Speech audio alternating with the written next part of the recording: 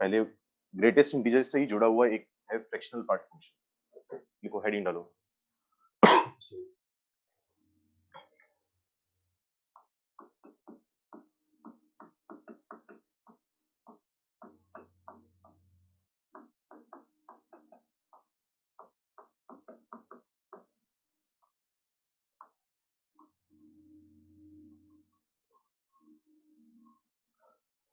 अब देखो, कुछ दिनों से तुम्हें मैथ्स में कोई होमवर्क नहीं मिल रहा, जैसे कि मैंने कहा था कि इसके क्वेश्चन उतने बनते नहीं है।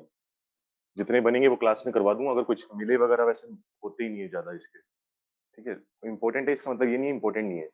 इंडिविजुअली सवाल इसके कम होते हैं, ऑन टू इनटू वगैरह उन चीजों से जुड़कर ज्यादा सवाल बनते हैं इनके।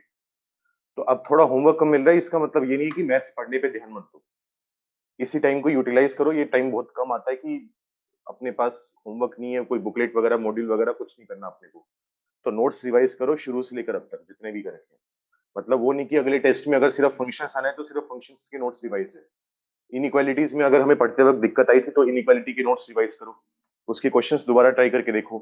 जो डीपीपी दे रखी है मॉड्यूल, वो जो इनइक्वालिटीज वाली, अगर उसमें कुछ क्वेश्चंस नहीं हुए थे उनको दोबारा ट्राई करके देखो। तो यूटिलाइज करो हर टाइम को, ये नहीं कि मैथ्स पढ़ ही नहीं रहे हो अगर होमवर्क नहीं है।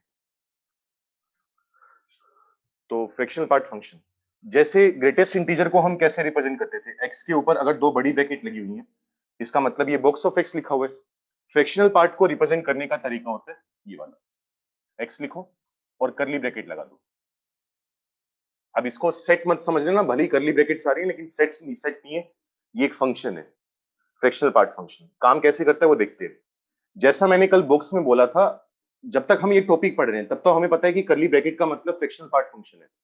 लेकिन जब हम टॉपिक खत्म कर चुके होंगे और आगे बढ़ चुके होंगे, उसके बाद अगर कभी फ्रैक्शनल पार्ट ये सिंबल दिखे अपने को करली ब्रैकेट वाला, तब तक तुम्हें इसे फ्रैक्शनल पार्ट नहीं मानना जब तक कि वो स्पेसिफाई ना करते। जैसे मैंने कल बोला था, अगर आईआईटी को बोलना होगा कि ये फ्रैक्शनल पार्ट है तो वो स्पेसिफाई करता है कि where this represents the fractional part function. लेकिन फिलहाल कुछ लेक्चर तक जब तक हम पढ़ेंगे तब तक हमें पता है ये टॉपिक क्या चल रहा है, तो उसकी टेंशन लेने की जरूरत नहीं है। तो फ्रैक्शनल पार्ट को डिफाइन कैसे किया जाता है? इट इज डिफाइंड एज,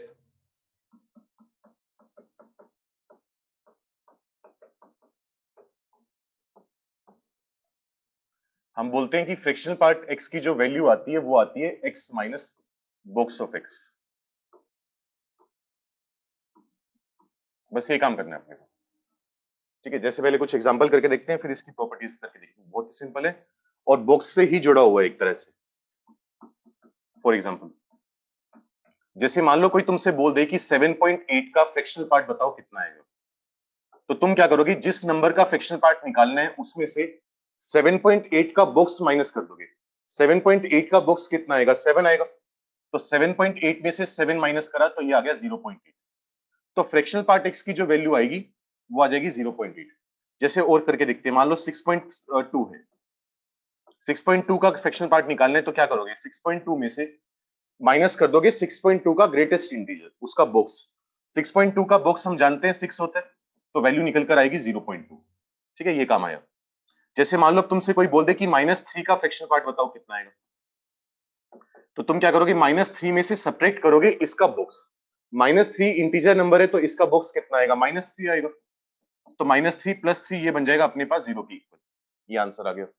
अच्छा, मान लो कोई तुमसे पूछ ले -1.2 का फ्रैक्शनल पार्ट बताओ कितना आएगा, तो तुम कहोगे कि माइनस का 1.2, इसमें से सब्ट्रैक्ट करेंगे इसका बॉक्स। -1.2 का बॉक्स हम जानते हैं -2 के इक्वल होते हैं, तो ये बनेगा -1.2 + 2, ये बनेगा 0.8। ये तरीका होगा फ्रैक्शन पार्ट निकालने का, ये इसकी डेफिनेशन है।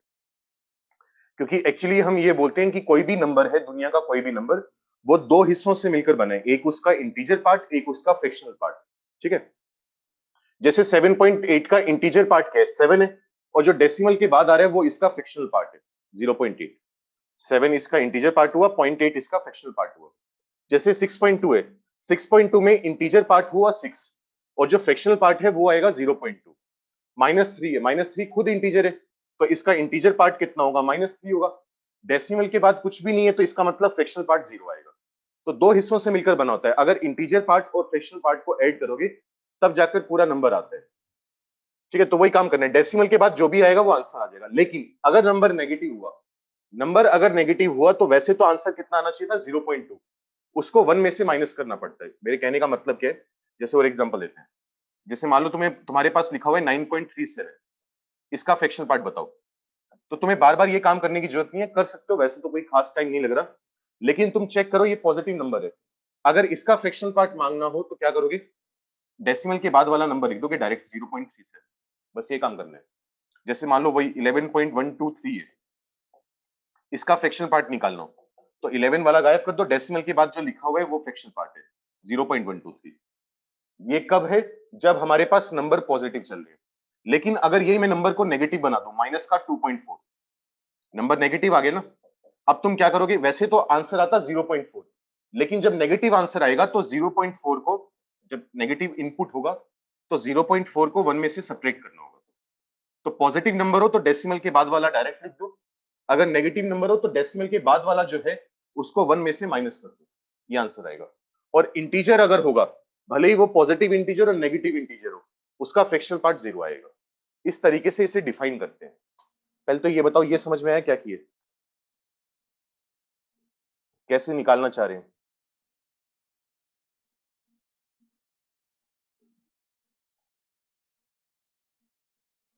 इसमें किसी को दिक्कत कोई? अच्छा, 7 का फ्रैक्शनल पार्ट कितना आएगा, जल्दी से बताओ। 7 का फ्रैक्शनल पार्ट, फोर्थ पार्ट नहीं आएगा। फोर्थ पार्ट में क्या करें, -1.2 का फ्रैक्शनल पार्ट निकालना है। तो -1.2, जो x आएगा वो -1.2 आएगा, उसमें से इसी नंबर का बॉक्स सब्ट्रैक्ट करना है। -1.2 का बॉक्स यानी उससे छोटा इंटीजर, -1.2 से छोटा इंटीजर कौन आएगा, -2 आएगा। ऐड करके देखा 0.8 आ गया। तो फ्रैक्शनल पार्ट की जो वैल्यू आती है वो हमेशा 0 या 0 से बड़ी आती है, वो चीज लिखवाता हूँ, बताता हूँ, एक मिनट रुको। तुषार, बच्चे अगर क्लास में टाइम से आएगा तो तुझे पता चलेगा कि इससे पहले क्या बात हुई है। उन क्वेश्चंस के बारे में मैंने बोला, या तो एंड में करवाऊंगा या कल करवाऊंगा। मतलब फ्रैक्शनल पार्ट ऑलवेज पॉजिटिव होगा, गोपिका, हाँ बिल्कुल सही, हमेशा पॉजिटिव होगा या फिर 0 होगा, 0 या पॉजिटिव, उसके बारे में बात करते हैं अभी, एक मिनट। तो सबको पता है, ज्वाइन नहीं हो रही थी क्लास, ठीक है कोई बात नहीं, तो फिर वो कल करेंगे या फिर शाम को, मतलब क्लास के एंड में टाइम बचा तो। 7 का फ्रैक्शनल पार्ट कितना आएगा, 0। -2 का फ्रैक्शनल पार्ट कितना आएगा, इंटीजर है तो ये भी 0। बस ये काम करना है अपने, सिंपल सी कहानी है, कुछ खास वो नहीं है, इतना नोट करो फिर आगे बात करते हैं। और हमेशा ध्यान रखना, और ये चीज लिख भी लो, इंपॉर्टेंट है ये भी। दिस इंप्लाइज दैट अगर तुम किसी नंबर का ग्रेटेस्ट इंटीजर ऐड करो, यस इस तरीके से लिख लो, x इक्वल टू जो होता है वो अपने बॉक्स और फ्रैक्शनल पार्ट से मिलकर बनता है।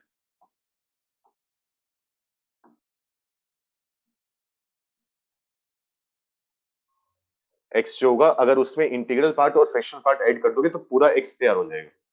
जैसे 7.8 में बार बार बोल रहा हूँ, 7 इसका इंटीजर पार्ट, 0.8 इसका फ्रैक्शनल पार्ट, दोनों को ऐड करोगे तो 7.8 आ जाएगा। उसी तरीके से -1.2 है, -1.2 का ग्रेटेस्ट इंटीजर -2 है, फ्रैक्शनल पार्ट 0.8 है, दोनों को ऐड करोगे तो माइनस का 1.2। जल्दी से नोट करो, और नोट हो जाए तो डन लिख के भेजो जल्दी से।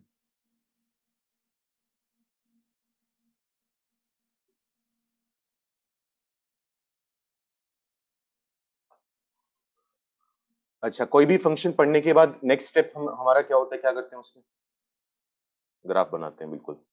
तो पहले मैं थोड़ा इसको खोल कर दिखाऊंगा, खोल कर दिखाने के बाद ग्राफ तुम बनाने की ट्राई करोगे अपने आप। तो लिखो, लिखो तो क्या मतलब। तो फ्रैक्शनल पार्ट x को डिफाइन करते हैं, जैसे बॉक्स को किया था ना, याद होगा, बॉक्स को हमने लिखा था कि अगर 0 से 1 है तो बॉक्स की वैल्यू 0 आएगी, अगर x 1 से 2 के बीच में है तो बॉक्स की वैल्यू 1 आएगी। उसी तरीके से कुछ कुछ हद तक डिफाइन करना चाह रहे हैं। सबसे पहले मैंने ले लिया कि अगर मान लो x की वैल्यू 0 से 1 के बीच में, 1 पर ओपन, 0 पर क्लोज्ड, बस इतनी बात ध्यान रखना, फ्रैक्शनल पार्ट x जो है इसकी value x minus box of x। अब देखो x तो है ही, उसका तो कुछ नहीं बिगाड़ सकते, वो तो रहेगा माइनस। अगर x 0 से 1 के बीच में है तो उसका बॉक्स कितना होगा, 0 होगा। x में से 0 गया तो कितना बचेगा, x बचेगा। बस थोड़ा पास ही लिख लो इसको। x belongs to 0 to 1। एक बार सोच के देखो, अगर x 1 से 2 के बीच में होगा तब क्या होगा? अगर कोई नंबर 1 से 2 के बीच में है तो उसका बॉक्स कितना आएगा? 1 आएगा। तो फ्रैक्शनल पार्ट x की वैल्यू कितनी आएगी? x minus 1। तो ये वैल्यू आ जाएगी x माइनस 1। इसी तरीके से मान लो x जो है वो 2 से 3 के बीच में है। अगर कोई नंबर 2 से 3 के बीच में है तो उसका ग्रेटेस्ट इंटीजर 2 आएगा। तो फ्रैक्शनल पार्ट x की वैल्यू आएगी x माइनस 2। वही पिछले वाले की मदद से बस इसको समझ रहे हैं, प्रूव कर रहे हैं। माइनस 1 से 0। अगर कोई नंबर माइनस 1 से 0 के बीच में है तो उसका ग्रेटेस्ट इंटीजर आएगा माइनस 1। अगर x में से माइनस का 1 सब्ट्रैक्ट करोगे तो क्या बचेगा? x plus 1। इस तरीके से डिफाइन करते हैं। तुम ऊपर भी लेके जा सकते हो, मतलब कम भी कर सकते हो, x को बढ़ा भी सकते हो, वो तो चलता जाएगा, लेकिन डिफाइन करने का तरीका ही होगा। अब वो 4 बार लिख लो, 5 6 7 8 कितने मर्जी इंटरवल तोड़ लो, बात तो वही चल रही है। कोशिश करो इसका ग्राफ बनाने की, अपने आप ट्राई करो, क्योंकि आगे जाकर हमें ग्राफ बहुत बनाने पड़ते हैं, तो जितना तुम्हारा दिमाग चलेगा अपने आप उतना ज्यादा अच्छा है।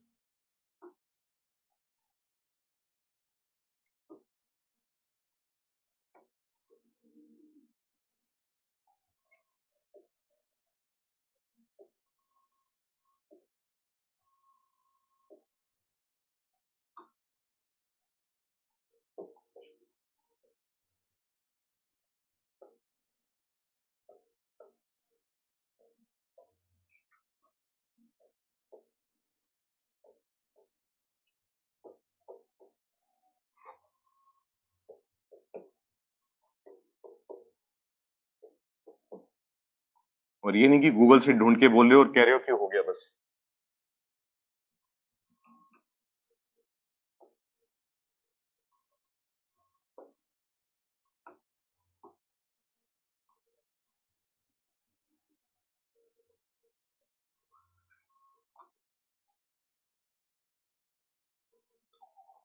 ठीक है, भावना तो समझ जाओगे, नहीं तो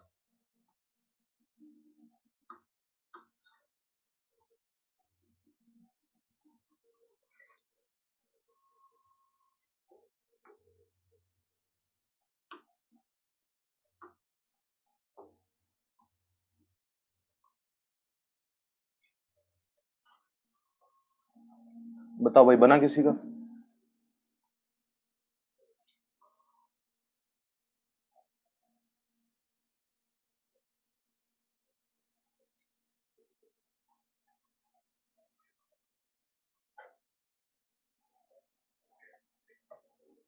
नहीं, ख्याति स्टेयर टाइप नहीं बनेगा।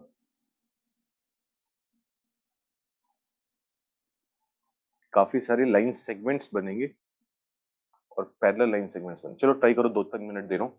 जैसा बन रहा है कोई बात नहीं, रफ में बनाना, लेकिन जैसा बन रहा है एक बार बना लो, फिर मैच करना कितना सही था, क्या कर सही।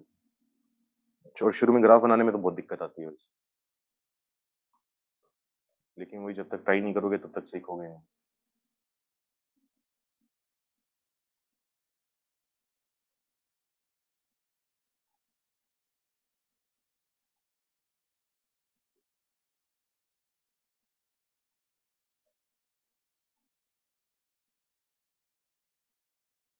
हाँ, तनीश ऐसी बनेगी। तरणदीप, डायगोनल लाइंस कौन सी होती हैं बच्चे? ये तो मैं भी पहली बार सुन रहा हूँ, डायगोनल लाइंस कौन सी होती है? हाँ नंदन, ऐसे ही ग्राफ बनेगा। और इसमें ये भी ध्यान रखना, कहाँ पर डार्क सर्कल आएगा, कहाँ पर एम्प्टी सर्कल आएगा, ओपन वाला क्लोज्ड वाला। बॉक्स में भी फर्क पड़ा था ना उसका, याद हो तो? ऐसा नहीं है ना कहीं पर भी लाइन सेगमेंट खत्म कर दी, कहीं से भी चालू कर दी। उसमें ओपन क्लोज्ड का हमने बहुत बड़ा ध्यान रखा था, वो यहाँ पर भी देना पड़ेगा।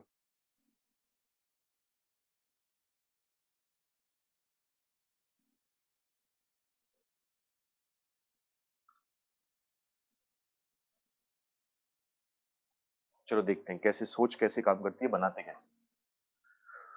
ये है हमारा, और ये एक डॉटेड लाइन बना लेना y इक्वल टू 1 पर, वो तुम देखोगे ग्राफ हमेशा इसके बीच में रहेगा। सबसे पहले बात करते हैं 0 से 1 के बीच में। अच्छा, मैंने बताया था ये जो होता है इसको y के इक्वल रखते हैं। सिर्फ बाकी सब कुछ भूल जाओ, कैसे आएगा, क्यों आएगा। x अगर 0 से 1 के बीच में है तो y इक्वल टू एक्स है। y इक्वल टू एक्स का मतलब एक लीनियर इक्वेशन है x और y में, क्योंकि डिग्री दोनों की 1 है। एक मिनट रुको ना। क्या कह रहा था मैं, y इक्वल टू एक्स है तो ये एक लीनियर इक्वेशन है x और y में। हम जानते हैं लीनियर इक्वेशन आएगी तो वो एक स्ट्रेट लाइन का ग्राफ होगा, लेकिन वो जो स्ट्रेट लाइन बनेगी, पहली बात तो स्ट्रेट लाइन कहां से पास करेगी, ओरिजिन से, क्योंकि 0,0 इसको सेटिस्फाई कर रहा है। लेकिन वो पूरी की पूरी स्ट्रेट लाइन ना बनकर सिर्फ एक छोटा सा लाइन सेगमेंट बनेगा 0 से 1 के बीच में। तो तुम क्या करो, x की वैल्यू 0 पुट कर दो, y कितना आएगा, 0 आएगा। 0,0 से पॉइंट लाइन पास करेगी, 0,0 आया यहां पर। इसके बाद कहां तक लेके जाना है इसको, 1 तक। अगर x की वैल्यू 1 रखोगे तो y की वैल्यू कितनी आएगी, 1 आएगी। मतलब पॉइंट मिलेगा 1,1, ये वाला पॉइंट। इन दोनों पॉइंट्स को ज्वाइन कर दो, ये लाइन आ गई। लेकिन देखने वाली बात ये है कि 0 पर क्लोज्ड है लेकिन 1 पर ओपन है। तो जो हम 1,1 पॉइंट लेकर आए हैं वो एक्चुअली इस लाइन पर लाई नहीं करना चाहिए, मतलब मुझे यहां पर लगाना पड़ेगा ओपन, ये डॉटेड लाइन। ठीक है, 0 से 1 वाली स्ट्रेट लाइन बन गई। अब बात करते हैं 1 से 2 के बीच में। 1 से 2 के बीच में y की वैल्यू कितनी है, x माइनस 1 है। दोबारा y equal to x minus 1 एक लीनियर इक्वेशन है। लीनियर इक्वेशन है तो इसका मतलब क्या बनेगी, स्ट्रेट लाइन बनेगी। ठीक है। अच्छा, कब तक, 1 से लेकर 2 तक। अगर x को 1 डालोगे तो y कितना आएगा, 1 माइनस 1 0 आएगा। मतलब पॉइंट मिलेगा 1,0, जो कि यहां पर है। अब देखो, यहां पर जो 1 था उस पर ओपन था इसलिए ओपन वाला लगाया, यहां वाले 1 पर क्लोज्ड है इसलिए क्लोज्ड वाला सर्कल ड्रॉ किया। कहां से कहां तक जाएगा, 1 से 2 तक। x की वैल्यू 2 रखो, y आएगा 2 माइनस 1 1, मतलब 2,1 पॉइंट मिलेगा। मतलब इन दोनों पॉइंट्स को ज्वाइन करती हुई लाइन बनेगी। लेकिन 2 पर क्या है, ओपन है, तो 2 पर आ जाएगा ओपन। फिर 2 से 3 के बीच में कौन सी लाइन है, y equal to x minus 2। ये भी एक लीनियर इक्वेशन है तो ये भी एक स्ट्रेट लाइन होगी। कहां से कहां तक, 2 से 3। अगर 2 पुट करोगे तो ये बनेगा 2 माइनस 2 0, y इक्वल टू आएगा 0, मतलब 2,0, ये वाला पॉइंट। अगर x की वैल्यू 3 पुट करोगे तो वो बनेगा 3 माइनस 2 1, y इक्वल टू 1, मतलब पॉइंट आएगा 3,1। दोबारा यहां पर पॉइंट आया, दोनों को ज्वाइन करती हुई लाइन बना दू। लेकिन 3 पर ओपन है तो यहां पर ओपन आएगा। तो तुम नोटिस करोगे इस तरीके से पैरेलल लाइंस बनती जाएंगी। पैरेलल क्यों बन रही है, क्योंकि सब में x का कोफिशिएंट बराबर है, सेम है। जो x का कोफिशिएंट होता है वही हमने कहा था स्लोप होता है, याद करो। y equal to m x plus c, तो उसमें जो x का कोफिशिएंट होगा वो स्लोप होगा। और अगर स्लोप बराबर हो कुछ लाइंस का तो वो लाइंस पैरेलल होती हैं। तो ऐसे ही फिर क्या होगा, अब ये ग्राफ बनता कैसे है, हमारा ग्राफ इंटीजर पर 0 वैल्यू लेता है, 0 से उठने की कोशिश करता है, 1 तक जाता है, लेकिन 1 तक पहुंच नहीं पाता, 1 से पहले नीचे आ जाता है जंप मार के। फिर 1 तक पहुंचने की कोशिश करता है, फिर जंप मार के नीचे आ जाता है। 1 पर हमेशा क्या चलेगा, ओपन। तो 3 से 4 के बीच में क्या होगा, 1 तक जाने की कोशिश करेगा, लेकिन 1 हो नहीं पाएगा, दोबारा जंप मार के नीचे आएगा। फिर 4 से कोशिश करेगा 5 तक, 1 तक पहुंचने की, लेकिन दोबारा जंप मार के कहां तक आएगा, नीचे। इंटीजर्स पर हमेशा जो पॉइंट मिलेगा वो एक्स एक्सिस पर मिलेगा, क्योंकि वाई 0 होगा, क्योंकि फ्रैक्शनल पार्ट x 0 होगा। वही ग्राफ यहां पर बनते रहेंगे, यहां पर ओपन, यहां पर इस तरीके से लाइन।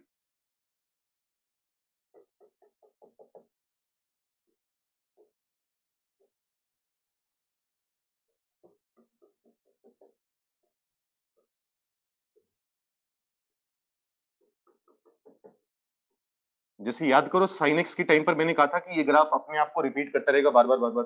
वही चीज यहां पर है, ये लाइंस इधर भी रिपीट होती रहेंगी, उधर भी रिपीट होती रहेंगी। ठीक है, ये काम है। पहले तो ये बताओ ग्राफ समझ में आया, ग्राफ बनाया कैसे, इसमें कोई दिक्कत तो, सॉरी,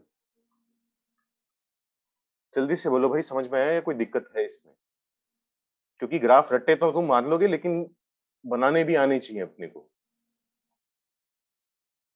हाँ या ना।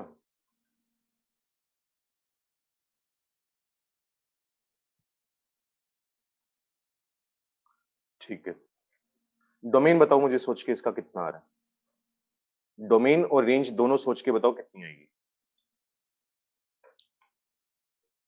लगाओ दिमाग, पुरानी बातें याद करो, डोमेन रेंज निकालते कैसे थे।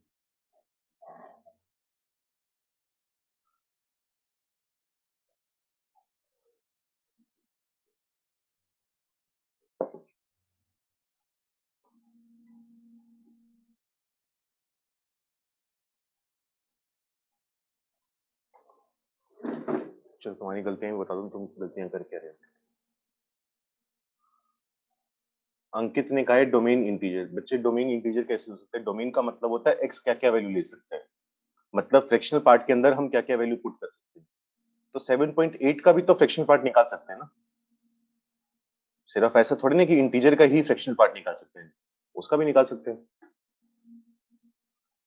ठीक है गौतम सही है, तरनदीप सही है। कनिष्का तूने लिखा है range R positive including zero, लेकिन कनिष्का सोच के देख, रेंज का मतलब होता है वाई। अब वाई की वैल्यू, अब तूने जब आर पॉजिटिव लिखा तो तूने तो सारे पॉजिटिव रियल नंबर ले लिए। तेरे वाले के हिसाब से तो वाई 2 के बराबर भी हो सकते हैं, लेकिन वाई कभी 2 तक पहुंच रहा है हमारे। वो बात ठीक है कि ये सारे नंबर पॉजिटिव हैं ये सारे नंबर पॉजिटिव, लेकिन आर पॉजिटिव लिखने से बहुत सारे नंबर फालतू भी आ रहे हैं, जैसे 2, 2.1, 3, 3.7, ये सब कुछ, तो फालतू भी नहीं आना चाहिए अपने पास। तनीश सही है, आर्यन सही है, डोमेन तो सही है, रेंज बता कितनी है। गोपिका सही है, मानिक सही है, वंश सही है, कार्तिक सही है, ख्याति सही है, मस्कीन सही है, विदुर सही है, तमीज सही है। चलो देखो, वही अगर तुम डोमेन की बात, और ये सबसे इंपॉर्टेंट चीज है, मतलब सबसे तो क्या लेकिन है इंपॉर्टेंट। अगर डोमेन की बात करें, डोमेन का मतलब हम जानते हैं कि एक्स क्या क्या वैल्यू ले सकते हैं। तो एक्स नंबर लाइन पर कोई भी वैल्यू ले सकते हैं ना, हमें दिक्कत तो आई नहीं थी कभी। ना तो कभी रूट के अंदर जीरो नंबर आ रहे, ना कभी ऐसा हो रहा है कि अपोन में जीरो आ रहा हो। तो पूरा का पूरा डिफाइंड है, हमेशा कोई दिक्कत नहीं है। तो डोमेन कितना आएगा? आर आएगा। फिर हम बात करते हैं रेंज की। रेंज का मतलब होता है वाई क्या क्या वैल्यू ले सकते हैं। अब तुम चेक करो कि हर जो पॉइंट है इन्हीं दो वाई के बीच में आ रहे हैं, वाई इक्वल टू जीरो और वाई इक्वल टू वन के बीच में घूम रहे हैं। चेक कर सकते हो, वाई जो है वो हमेशा जीरो और वन के बीच में आ रहे हैं। इसका मतलब क्या होगा? वाई की वैल्यू जीरो से वन में आएगी, यानी रेंज कितनी आएगी? जीरो से वन। अब नोटिस करो, जीरो के बराबर तो वो कई बार हो गया, यहां पर हमेशा जीरो के बराबर हो रहे हैं, लेकिन वन पर हमेशा ओपन आ रहे हैं। जब भी वन तक हमारा ग्राफ पहुंचा वहां पर ओपन आया। ओपन आने का मतलब वहां पर वैल्यू एक्चुअली अचीव नहीं कर पाया, तो वन पर हमें ओपन इंटरवल लगाना पड़ेगा। तो रेंज जो होगी वो जीरो से वन के बीच में आएगी, मतलब हम कहेंगे फ्रैक्शनल पार्ट एक्स की जो वैल्यू है वो जीरो से वन के बीच में होगी। जीरो के इक्वल हो सकती है लेकिन वन के इक्वल नहीं हो सकती, इस बात का ध्यान रखना।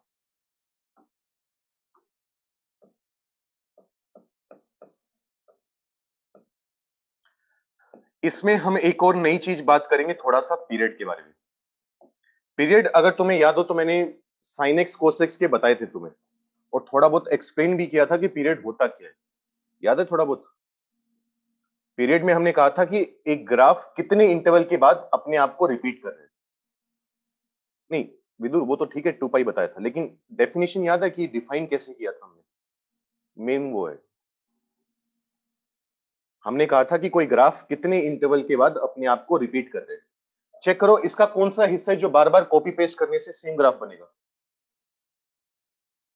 मैं कह सकता हूं कि जीरो से वन वाला अगर मैं ग्राफ लेकर उसको कॉपी पेस्ट करता रहूं तो पूरा का पूरा ग्राफ तैयार हो जाएगा। अब अगर जीरो से वन वाला ग्राफ लेना पड़ रहा है तो मैंने बताया था इस इंटरवल की लेंथ लेते हैं, बड़े नंबर में से छोटा नंबर सब्ट्रैक्ट करते हैं। याद आ रही है वो चीजें? तो इसका मतलब इसका जो पीरियड आएगा वो किसके बराबर होगा? वन के बराबर होगा। मतलब वन वन के इंटरवल के बाद ये फंक्शन अपने आप को रिपीट करेगा। हालांकि पीरियड की उतनी टेंशन लेने की जरूरत नहीं है, क्योंकि पीरियड की कुछ प्रॉपर्टीज होती हैं, कुछ तरीके होते हैं, वो हम 12th में करेंगे। 11th में बस हम इतना लिखकर आगे बढ़ जाएंगे। पीरियड के भले ही रट्टा मार लो, कोई फर्क नहीं पड़ता, काम का नहीं है अभी मेरे लिए। ठीक है, इतना करो। इसके बाद तो ये हमारे पास ग्राफ हुआ, डोमेन आ गया, रेंज आ गया, पीरियड आ गया। इन सबको नोट कर लो। कुछ प्रॉपर्टीज करते हैं जैसे हमने बॉक्स की करी थी, वैसे ही इसकी फ्रैक्शन पार्ट की भी कुछ प्रॉपर्टीज है। और डोमेन रेंज ध्यान रखना, ये बहुत काम आता है बाद में। सर ये फंक्शंस कुछ ज्यादा जो लंबा जा रहा है, ना पढ़ भाई देख, मैं तो ये कह सकता हूँ ना पढ़, छोड़ दे। जब ट्रिग्नोमेट्री चालू होगा तब दोबारा क्लास अटेंड कर लेना।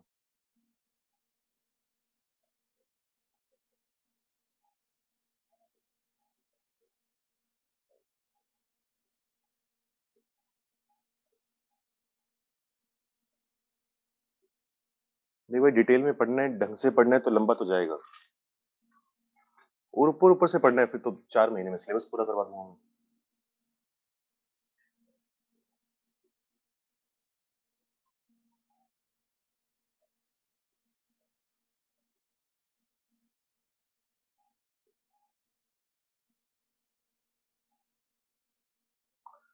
देखो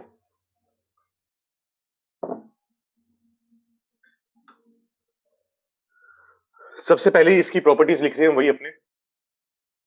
सबसे पहले तो ये है कि फ्रैक्शनल पार्ट x की जो वैल्यू आएगी वो 0 से 1 के बीच में आएगी।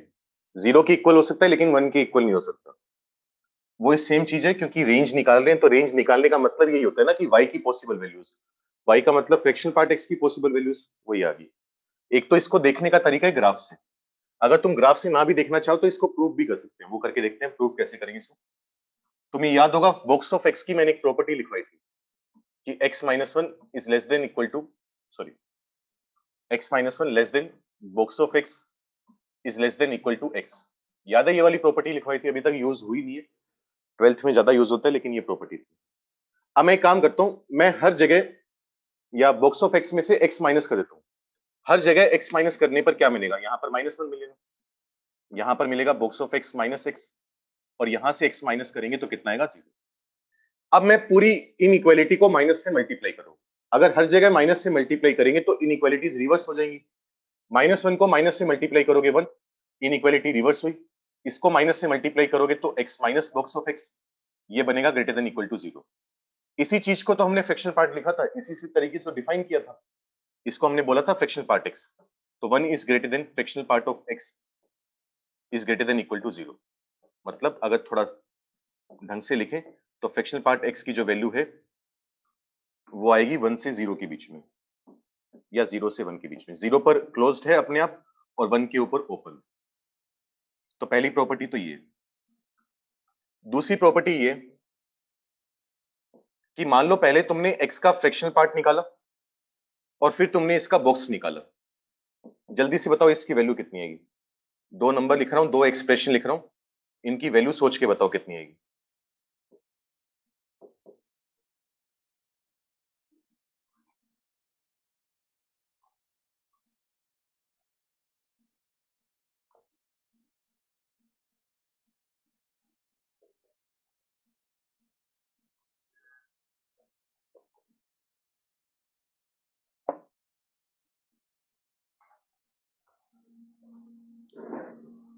दोनों की वैल्यू बतानी है।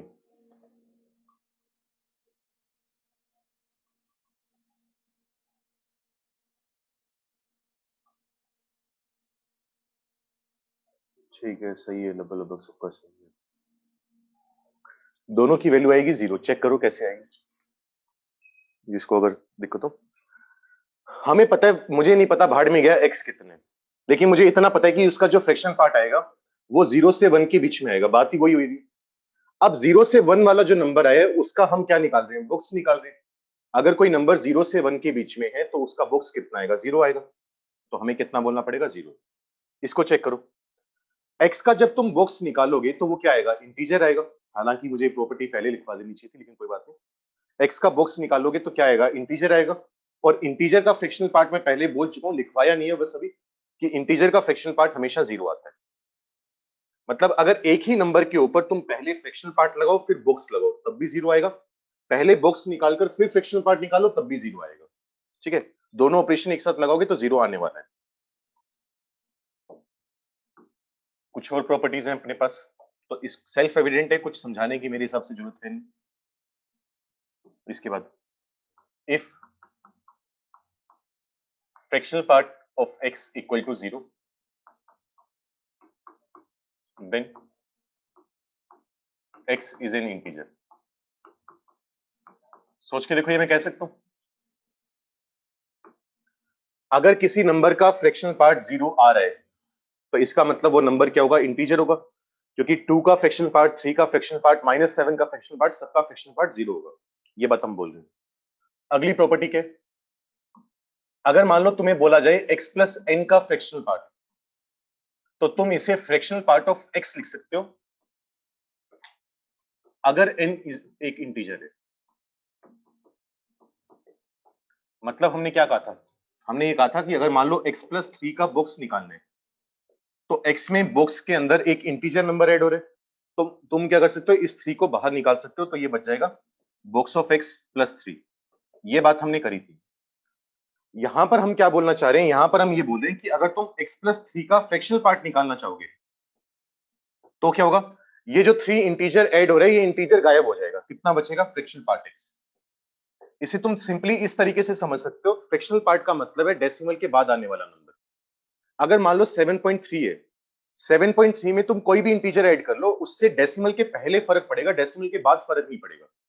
तो फ्रैक्शनल पार्ट पर तो कोई फर्क नहीं पड़ेगा। 7.3 में अगर तुम 1 ऐड करोगे तो 8.3, उसका भी फ्रैक्शनल पार्ट 0.3 है। 7.3 में अगर तुम 10 जोड़ोगे तब भी कितना आएगा, 17.3, फ्रैक्शनल पार्ट अभी भी 0.3 है। मतलब अगर कितना मर्जी इंटीजर ऐड कर दो, डेसिमल के बाद फर्क नहीं पड़ेगा, मतलब फ्रैक्शनल पार्ट सेम रहेगा। इसलिए हम बोल रहे हैं x प्लस n का fractional part equal to x का फ्रैक्शनल पार्ट। डायरेक्ट समझ लो, एनालाइज कर लो तो बहुत बढ़िया। अगर इसको वैसे प्रूव करना चाहो तो ये कर सकते हो। x प्लस n का जो फ्रैक्शनल पार्ट होगा, किसी भी नंबर का फ्रैक्शनल पार्ट जब भी दिक्कत आए तो तुम क्या कर सकते हो, इस नंबर में से इसी नंबर का बॉक्स सेपरेट कर दो। बेसिक डेफिनेशन तो यही है ना, बाकी तो हम कंक्लूड कर रहे हैं चीजें कि किसी भी नंबर में से उसका बॉक्स माइनस करोगे तो उसका फ्रैक्शनल पार्ट आ जाएगा, equal to x plus n minus, ये बनेगा बॉक्स ऑफ x। बताया था अगर n इंटीजर है तो बाहर आ जाएगा माइनस का n, ये कटेगा। x में से बॉक्स ऑफ x गया, कितना बचा, फ्रैक्शनल पार्ट x। तो हमने प्रूव कर दिया कि ये चीज इसके इक्वल है, बराबर आएगी। ठीक है, इतना लिखो। और क्या प्रॉपर्टी है, और है, अगर जैसे मान लो अब हमने कहा था, जैसे बॉक्स के बारे में बात करी थी, अगर तुम्हें प्रॉपर्टी याद हो कि box of x plus box of minus x, इसकी दो वैल्यू आती हैं, या तो इसकी वैल्यू 0 आती है अगर x इंटीजर है, और अगर x इंटीजर नहीं है तो इसकी वैल्यू आती है -1। वही वाला काम इसमें करना चाहते हैं, लेकिन इसमें थोड़ा सा उल्टा काम होता है। Fractional part x plus fractional part -x, मतलब पहले एक नंबर लिया, उसका फ्रैक्शनल पार्ट लिया, फिर उसके नेगेटिव का फ्रैक्शनल पार्ट लिया।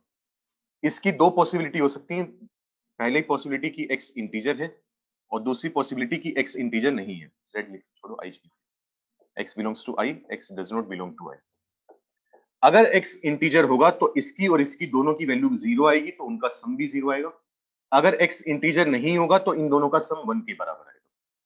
प्रूव करने का तरीका वही है, जैसे ये प्रूव करे वैसे ही वहां से वो प्रूव कर लेंगे। इंटीजर है तो वैल्यू 0, इंटीजर नहीं है तो वैल्यू 1, सम 1 आएगा। और बॉक्स में सम कितना आता था, -1। प्रॉपर्टी याद रखना इंपॉर्टेंट है। इसके बाद और लिखो। अब जैसे हमने ये कहा था कि अगर बॉक्स ऑफ x कभी भी तुम्हारे पास आ जाए n के बराबर, तो x की वैल्यू हम बोलते थे n से लेकर n+1। ये इक्वेशन सोल्व करी थी ना हमने, वही काम यहां पर करना चाहते हैं। पहले इतना लिखो, फिर अगले पेज पे करते हैं। इतना नोट करो जल्दी से, और इसमें कोई दिक्कत है तो पूछ लो। सर अगर x प्लस n का फ्रैक्शनल पार्ट में n नेगेटिव हो और x से बड़ा भी, हाँ मानिए कि इसमें फर्क नहीं पड़ता, n नेगेटिव है पॉजिटिव है कोई फर्क नहीं पड़ता अपने को। तो उन्होंने कहा है n नेगेटिव हो और x से बड़ा हुआ तब भी रिजल्ट सेम आएगा, करके देख ले। जैसे सपोज कर मैंने पहले लिया 7.2, 7.2 का फ्रैक्शनल पार्ट कितना आएगा, 0.2 आएगा। मान ले तूने इसमें एक बहुत बड़ा नेगेटिव नंबर ऐड कर दिया, जैसे मान ले तूने लिख दिया 7.2 -10। ये कहना चाह रहे हैं ना कि इतना छोटा नेगेटिव इंटीजर ऐड कर दिया कि नेगेटिव नंबर आ जाए। तो 7.2 -10 कितना होगा, माइनस का 2.8 होगा। अब -2.8 का फ्रैक्शनल पार्ट जब निकालेंगे तो क्या आएगा, वैसे तो 0.8 आना था, क्योंकि नेगेटिव नंबर है तो क्या करेंगे, 1 - 0.8, तो 1 - 0.8 अभी भी आंसर 0.2 आएगा, वो सेम ही आएगा। अगर फॉर्मूला से आ रहा है कुछ चीज तो वो हमेशा वैलिड है, उसकी टेंशन लेने की जरूरत नहीं है अपने को कि n पॉजिटिव है या n नेगेटिव है। और बताओ अगर कोई डाउट है तो। नोट हो गया ना सबका। अब इसकी इक्वेलिटी और इनइक्वेलिटी देखते हैं क्या क्या बनेगी। कोशिश करो पहले तुम जवाब देने की। मैं यहां पर क्या लिखोगे यार, अल्फा बीटा क्या लिखोगे? या ए बी लिखोगे? अल्फा बीटा लिख लो।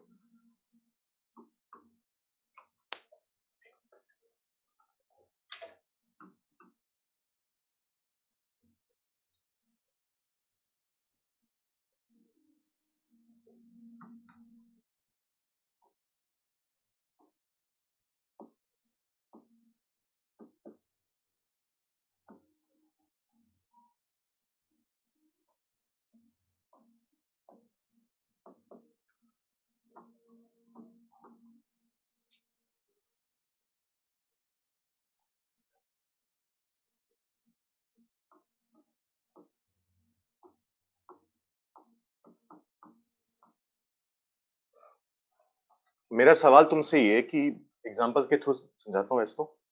अगर मान लो फ्रैक्शनल पार्ट ऑफ एक्स जो है वो अल्फा के बराबर दिए हुए हैं, अब मुझे इस इक्वेशन को सोल्व करके एक्स की वैल्यू बतानी है। जैसे मैंने अभी बताया था, अगर हमें बॉक्स ऑफ एक्स एन की इक्वल दिया होता था तो हम बोलते थे कि एक्स की वैल्यू एन से एन प्लस वन आएगी। अगर बॉक्स की वैल्यू दी होती थी तो एक्स तक पहुंच जाते थे हम। वही काम यहाँ पर करना चाहते हैं कि अगर एक्स की वैल्यू दे रखी हो कि एक्स के फ्रैक्शनल पार्ट की वैल्यू अल्फा है, तो एक्स की वैल्यू कैसे निकाली जाए। और यहाँ पर ध्यान देना, अल्फा जो है वो 0 से 1 के बीच में, क्योंकि मैं जानता हूँ फ्रैक्शनल पार्ट एक्स की वैल्यू 0 से 1 के बीच में ही आ सकती है, उसके बाहर नहीं आ सकती। जैसे एग्जांपल ले लो, सपोज करो मैं तुम्हें बोल दूं फ्रैक्शनल पार्ट एक्स की जो वैल्यू है वो 0.1 के बराबर है। एक्स की पॉसिबल वैल्यूज बताओ क्या आएंगी? 0.1 के लिए बताओ, अल्फा के लिए अपने आप पता चल जाएगा। करो, सोचो, दिमाग लगाओ।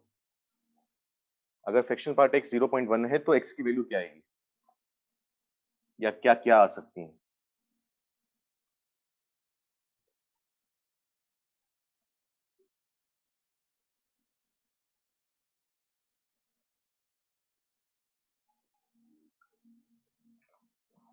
नहीं तमीश, एक्स की वैल्यू निकालने के लिए बच्चे एक्स का बॉक्स नहीं यूज कर सकते ना। मतलब जो चीज तुझे पता ही नहीं, तू उसका आंसर निकालने के लिए वही चीज दोबारा यूज कर रहा है, तो फिर वो तो गलत हो जाएगा। आर्यन जीरो कैसे आ सकता है यार?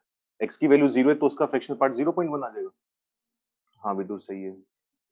गोपी का इन्फिनिटी कैसे? इन्फिनिटी का फ्रैक्शनल पार्ट 0.1 कैसे? मैं ये नहीं पूछ रहा कि कितनी एक्स की वैल्यूज होंगी, मैं पूछ रहा हूँ एक्स की वैल्यू क्या होगी, मैं ये पूछना चाह रहा हूँ। तनिष्का, सोच ठीक है, लिखने का थोड़ा सा तरीका गलत है, हल्का सा। तुषार सही है। गौतम एपी आएगी, हाँ भाई एपी आएगी। वंश सही है। ख्याति नहीं। ख्याति, आर का मतलब तो ये हुआ ना कि हर रियल नंबर का फ्रैक्शन पार्ट 0.1 आएगा। हर, अच्छा यार शायद मैं गलत बोल रहा हूँ। भावनाएं समझो, अल्फा यहाँ पर कांस्टेंट है कोई। अल्फा एक गिवन नंबर है, जैसे 0.1 0.2। ऐसा नहीं है कि अल्फा 0 से 1 के बीच में कोई भी वैल्यू है। 0 से 1 के बीच में कोई एक सिंगल वैल्यू है। ठीक है, जैसे इसका आंसर बता दो, उसको छोड़ो एक बार, वो बताता हूं।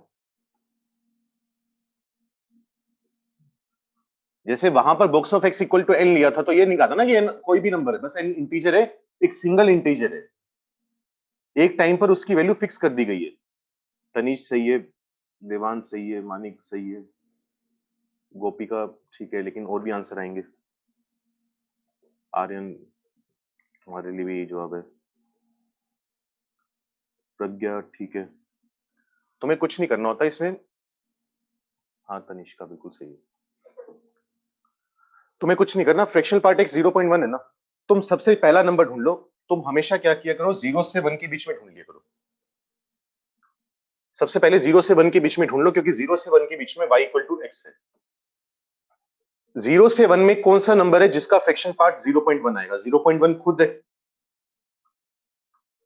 तो अगर तुम x की वैल्यू 0.1 लोगे तो उसका फ्रैक्शन पार्ट 0.1।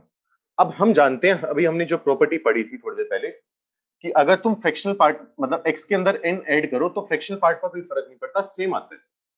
तो बार बार इसमें नेचुरल नंबर ऐड करते रहो या इंटीजर ऐड करते रहो।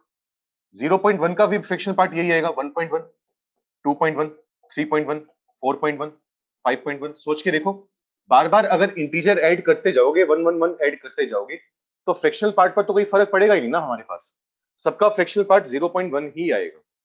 इसी तरीके से अगर इंटीजर ऐड करें, वैसे सेपरेट भी कर सकते हो। 0.1 में से 1 माइनस करो, कितना मिलेगा? माइनस का 0.9। सोच के देखो, इसका फ्रैक्शनल पार्ट भी 0.1 है, इसमें से फिर 1 माइनस करो, कितना आएगा? माइनस का 1.9, माइनस का 2.9, माइनस का 3.9, चलता जाएगा। सोच के देखो, हर नंबर का जो फ्रैक्शनल पार्ट है वो 0.1 के बराबर है।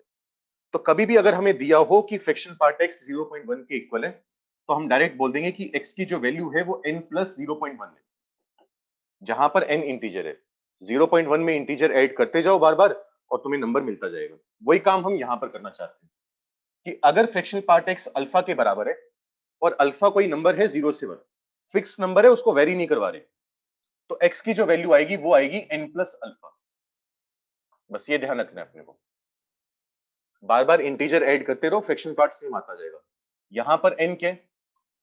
एक इंटीजर है, इंटीजर ऐड करना है अपने को, ठीक है। और कितनी वैल्यूज आएंगी? चलता जाएगा, इनफाइनाइट वैल्यूज आएंगी। पल्ले पड़ा कुछ कुछ यार, क्या बोला है? ये दोबारा एक्सप्लेन करो, कैसे हमने n प्लस अल्फा लिखा है? जल्दी से बोलो यार, हाँ या ना। दोबारा। हमने कहा, ये बात बोली हमने, हमें x के फ्रैक्शनल पार्ट की वैल्यू 0.1 चाहिए थी, ठीक है। मैंने कहा मैं एक नंबर ढूंढ लेता हूं जिसका फ्रैक्शनल पार्ट 0.1 है। खुद 0.1 का फ्रैक्शनल पार्ट 0.1 है।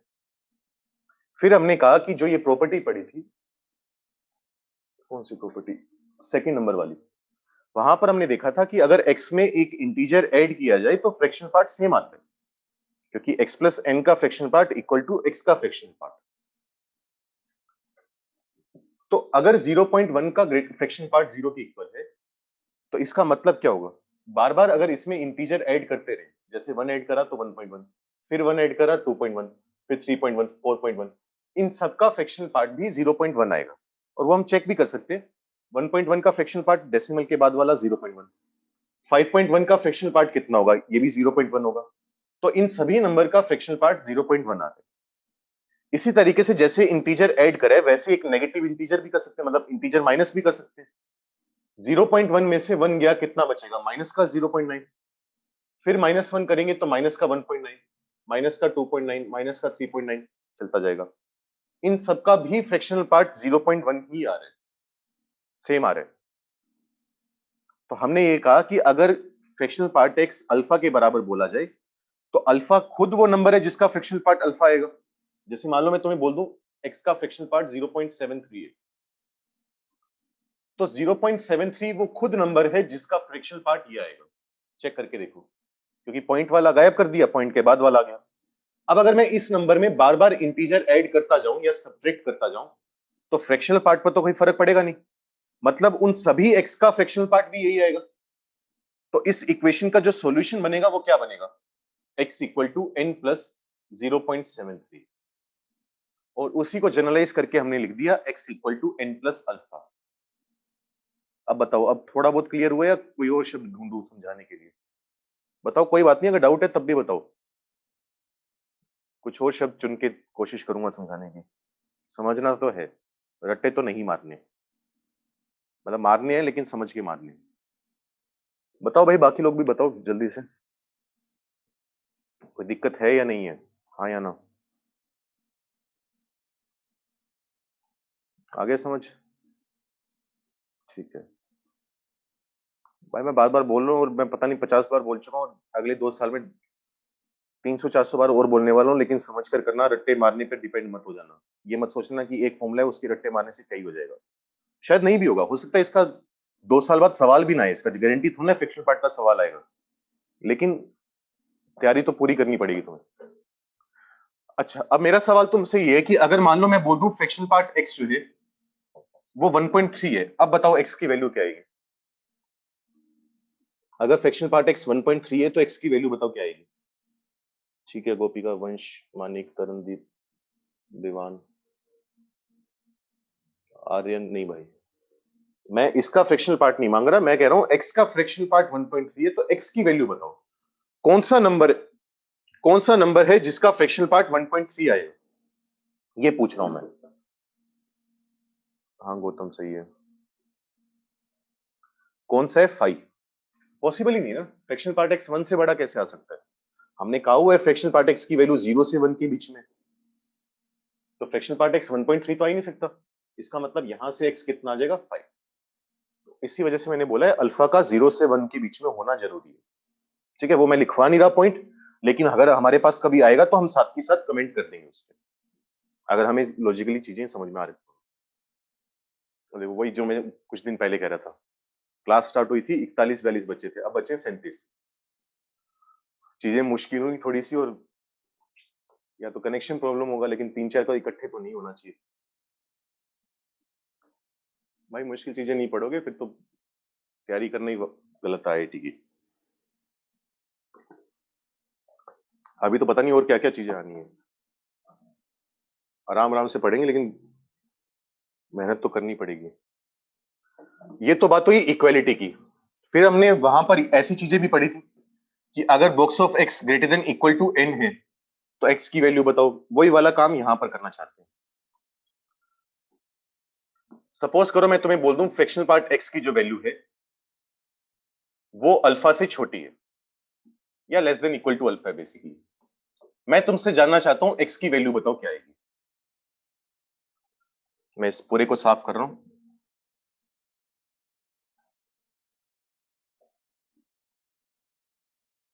एग्जाम्पल से करते हैं इसे। मान लो कोई खड़ा होकर तुमसे ये बोल दे कि फ्रैक्शन पार्ट एक्स की जो वैल्यू है वो लेस देन इक्वल टू 0.2 है। लेस देन इक्वल टू 0.2 है, लेकिन जीरो से तो बड़ी होगी, इतनी बात तो तय है, इसमें तो कोई दो राय नहीं है ना। जीरो से छोटा तो हो नहीं सकता। अब मुझे एक्स की वैल्यू चाहिए कि एक्स क्या क्या वैल्यू ले सकते हैं, सोच के बताओ। 2 मिनट है तुम्हारे पास। इसके लिए काम करो, अल्फा के लिए बाद में करेंगे, पहले इसके लिए बताओ।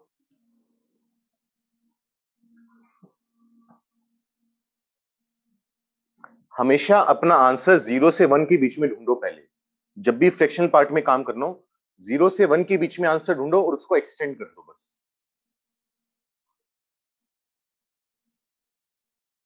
नहीं तनीश,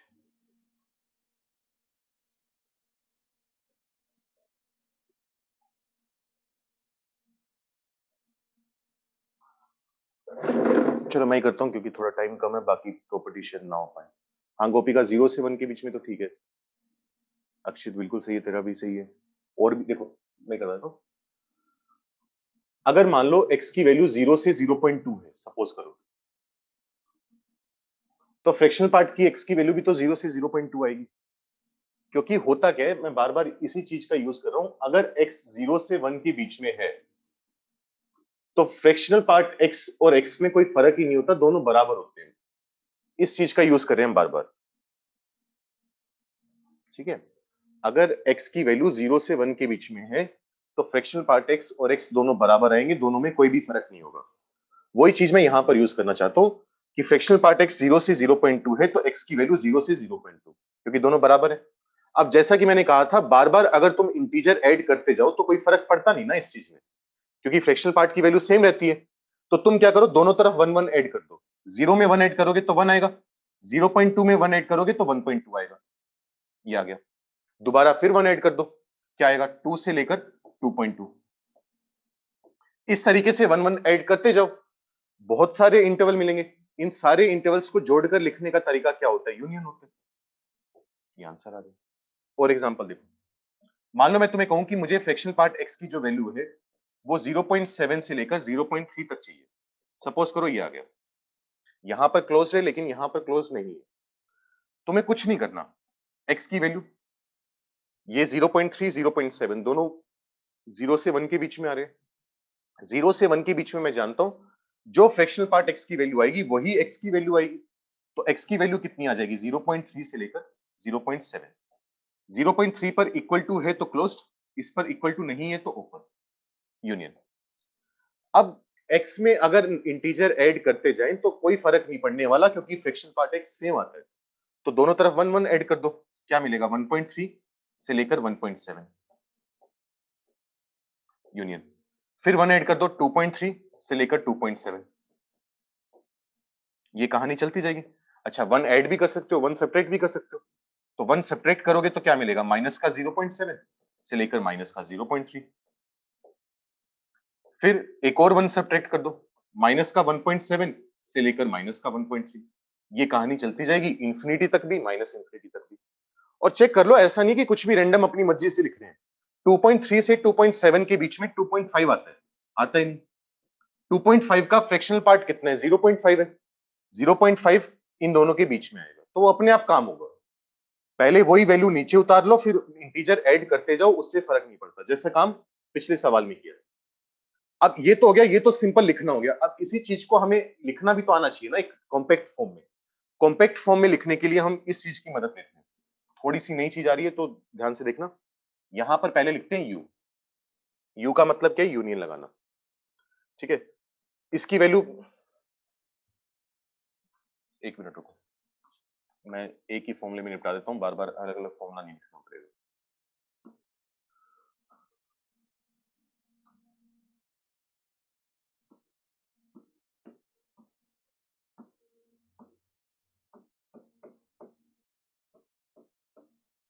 फ्रैक्शनल पार्ट एक्स की वैल्यू मैंने ले ली अल्फा से बीटा के बीच में। अल्फा और बीटा दोनों वैलिड नंबर्स हैं, उसमें कोई दिक्कत नहीं। तो मैं कह रहा हूं कि एक्स की जो वैल्यू आएगी वो आएगी यू। यू का मतलब ये सारे यूनियन। लिखने का तरीका है इसको, मैंने क्या कहा, अगर 0.3 से 0.7 है तो वो लो, बार बार इंटीजर ऐड करते जाओ। तो अल्फा से बीटा होगा तो पहले अल्फा से बीटा लेंगे, बार बार इंटीजर ऐड करते जाएंगे। तो इसको लिखने का तरीका n प्लस अल्फा से लेकर n प्लस बीटा। थोड़ा अजीब लगेगा, सुनना 2 मिनट बस। इक्वल टू है तो दोनों जगह क्लोज आएगा, और यहां पर n आ जाएगा इंटीजर, और यहां लिखते हैं n equal to 1, n equal to 0।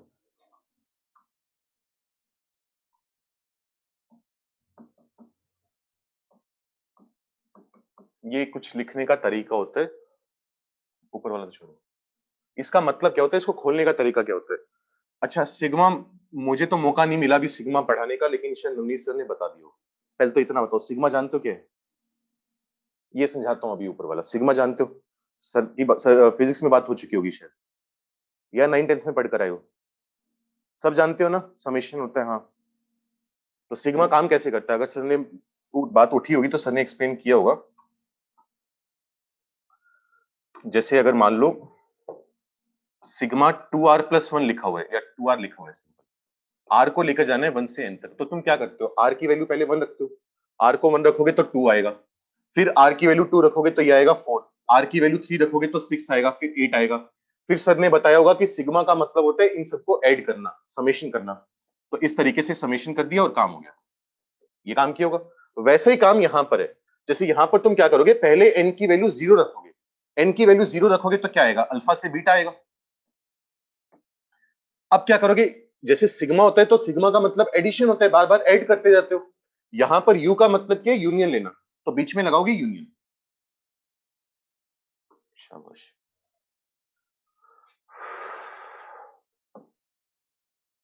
बीच में लगाओगे यूनियन। अब n क्या है? इंटीजर है ना, इंटीजर वैल्यू रखते जाओ। n की वैल्यू 1 रखोगे तो क्या बनेगा? 1 प्लस अल्फा से 1 प्लस बीटा। फिर प्लस लगाने की बजाय यूनियन लगाते जाओ।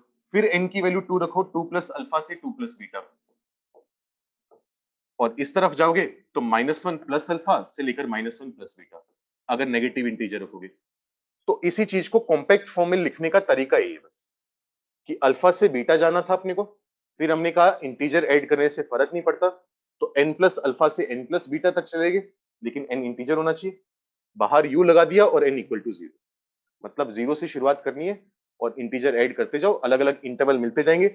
उन सब इंटरवल्स में प्लस लगाने की बजाय बस अब यूनियन लगाना है। कुछ कुछ पल्ले पड़ा, थोड़ा भारी है लेकिन कोशिश करो यार। एक आध एग्जांपल भी करवा दूंगा, अभी सवाल भी करवाऊंगा इसके ऊपर, सवाल करेंगे तो थोड़ा और क्लियर होगा। लेकिन अब जो नोटेशन है वो है, उसका कोई इलाज है नहीं। रिपीट कर दो, नेटवर्क चला गया यार, ये मत करवा यार।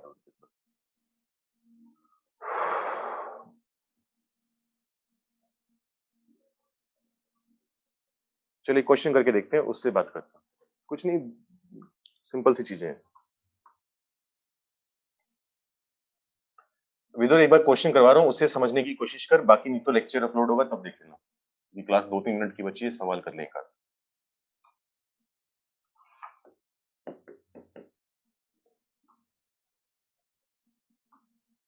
सोल्व। मान लो तुम्हें दे दिया गया, सबसे सिंपल से सवाल करें, fractional part x is equal to 0.4। मान लो ये दे दिया गया, तो फ्रैक्शनल पार्ट x 0.4 के बराबर है। सोल्व करने का मतलब x की वैल्यू बतानी है, तो तुम क्या करोगे, 0.4 खुद नंबर है जिसका फ्रैक्शनल पार्ट 0.4 आता है, 0 वो तो डायरेक्ट आ जाता है। फिर हम कहते हैं कि बार बार इंटीजर ऐड करने से फर्क नहीं पड़ता, इंटीजर ऐड करते जाओ, फ्रैक्शनल पार्ट सेम आता जाएगा। तो 1 ऐड करो तो 1.4 आया, फिर 1 ऐड करा 2.4 आया, फिर 1 ऐड करा, या फिर 1 सब्ट्रैक्ट कर दो, माइनस का 0.6, फिर 1 सब्ट्रैक्ट करो, माइनस का 1.6, फिर 1 सब्ट्रैक्ट करो, माइनस का 2.6, माइनस का 3.6, चलता जाएगा। तो या तो अपना आंसर इस तरीके से लिखो, लेकिन नॉर्मली इस तरीके से ऑप्शन होते नहीं है।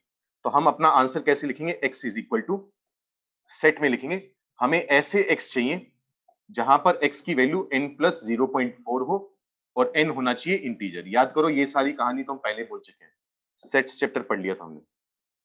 या तो सिंपल लिख दो n प्लस अल्फा, या फिर अगर थोड़ा मतलब पैकेजिंग करना चाहो तो इस तरीके से लिख दो कि मुझे ऐसा x चाहिए जो कि n प्लस 0.4 के बराबर हो और n इंटीजर हो, ये काम।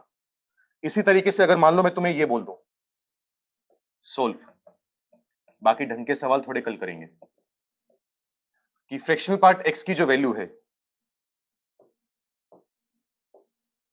वो 0.9 और 0.2 के बीच में है। यहां पर इक्वल टू है लेकिन यहां पर नहीं है, तो तुम्हें कुछ नहीं करना, इसका आंसर क्या बोलोगे। मैं जानता हूं 0.2 से 0.9 है, हर जगह इंटीजर ऐड करते हो काम होता जाएगा, तो यू लगाओ, यू का मतलब यूनियन ले रहे हैं, 0.2 में n जोड़ा, 0.9 में इंटीजर जोड़ा n, यहां पर इक्वल टू नहीं है तो ओपन, इक्वल टू है तो क्लोज्ड, ये इंटरवल आ गया। ऐसे कई सारे इंटरवल आएंगे, उनका यूनियन लेना है, और यूनियन कैसे लेना है, यहां पर n इंटीजर होना चाहिए। मतलब तुम इस तरीके से भी लिख सकते हो कि n belongs to i, n equal to 0, या फिर सिंपल ये लिख दो। ये तरीका है आंसर लिखने का। नोट कर लो, कुछ भी पूछना है पूछ लो, बाकी कल कंटिन्यू करेंगे। नोट्स पढ़कर आना, थोड़ी अजीब बातें करी हैं, थोड़ी मुश्किल बातें करी हैं, थोड़े सा मुश्किल लगा होगा, घर जाकर दोबारा खुद डिराइव करने की कोशिश करना। n इक्वल टू 0 कैसे लिख सकते हैं, नहीं वो 0 से शुरुआत हो रही है, 0 से सिर्फ शुरुआत हो रही है, उसकी जैसे यहां पर लिखते हैं ना sigma 2r, r equal to 1 से लेकर n तक।